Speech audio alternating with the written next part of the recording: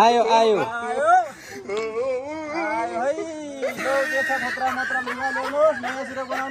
ल स्यालिबाङमा आयो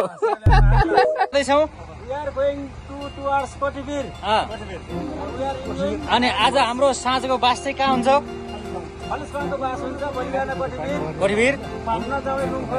शिर ल हाकिम साहब ठिक छ नि होइन ओके छ ल सर ल ठिक छ ओके छ हामी चाहिँ पछाडि डालामा डाला बसेछ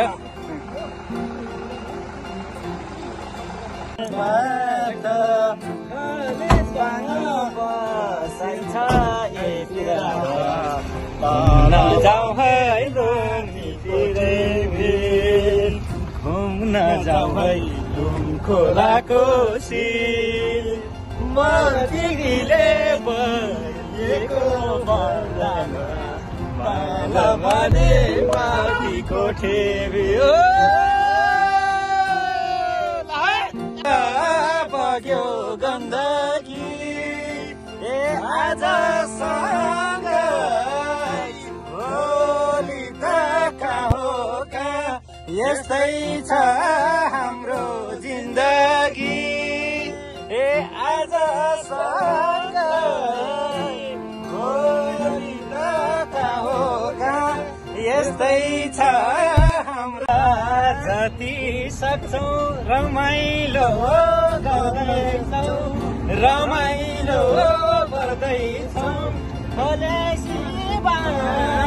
बास बस्न जाँदैछौँ सलाला बग्यो गण्डकी। यति बेला चाहिँ हामी अब आजको बसाइ खलेजबाङमाको लागि हामी बाटो उकालो बाटो चढ्न लागिरहेका छौँ। हामी भोलि बिहान 6 बजी ठ्याक्कै स्यालिबाङको गाडीको इन्डिङ पोइन्ट स्यालिबाङ निस्किन्छौँ भोलि बिहान स्यालिबाङको कोठी प्युठान जिल्लाकै अग्लो चिचोर होइन ल ल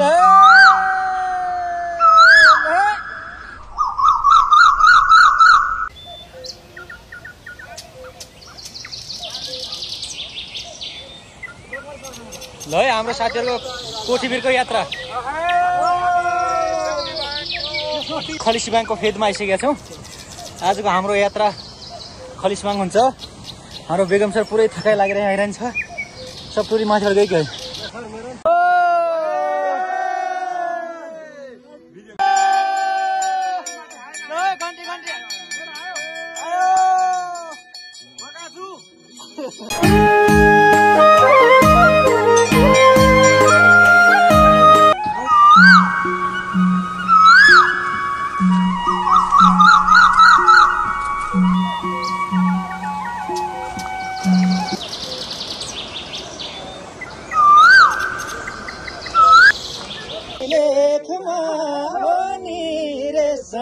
रमाउने मालछरी पानी खान बेसी झर्यो कि सधैँ लेखमा लोकमणि सर हो नि रेशम रमाउने मालछरी पानी खान बेसी झर्यो कि माया तिमीलाई सम्झन्छु दिनको रात म साङ्दी सलना ए आउँथे म त मोहनी लाए त ए काचै खान्थे ती दुईटा पाए त माया पानको पात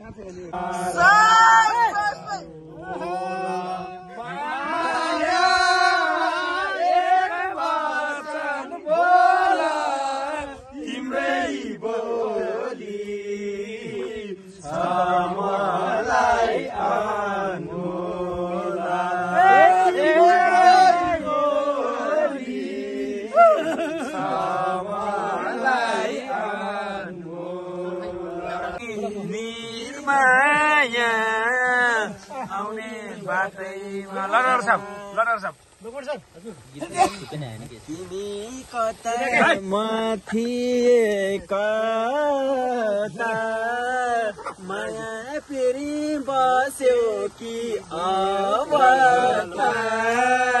रानी घाटैमा किन काँडा रोप्यौ नि डाक्टर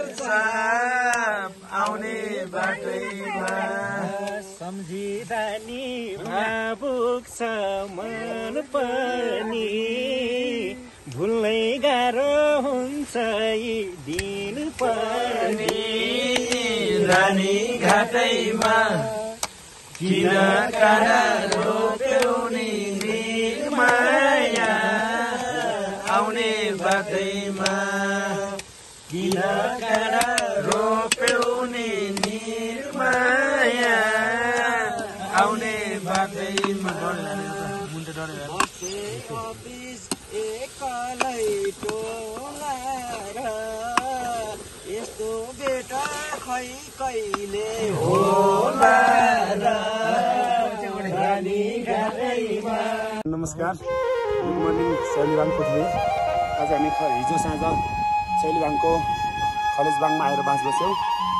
खलेजबाङबाट उकालो निस्किँदा हामी गुराँसी भन्ने ठाउँ खर्च गरिसकेका छौँ। यति बेला चाहिँ हामी शैलीबाङ कोठीको आसपासमा छौँ। अब कोठी जान नजिकै छ, धेरै टाइम लाग्दैन। अब आधा घन्टा सम्ममा हामी पुग्छौँ। त्यसै गरी हामीसँग एकदमै डबैनी फार्मेसीका सञ्चालक रोशन डाङ्गी सरले मिठो बाँसुरी बजाउनु रहेछ। यहाँको कला धेरै लुकेको रहेछ, गीत मात्र नभएर बाँसुरी पनि रहेछ। बल्ल आज देखियो गाईलाई चराउँदै, त्यो भाग चाहिँ खास मलाई आउँदैन, तर भाग चाहिँ गाईलाई चराउँदै भन्ने रहेछ है।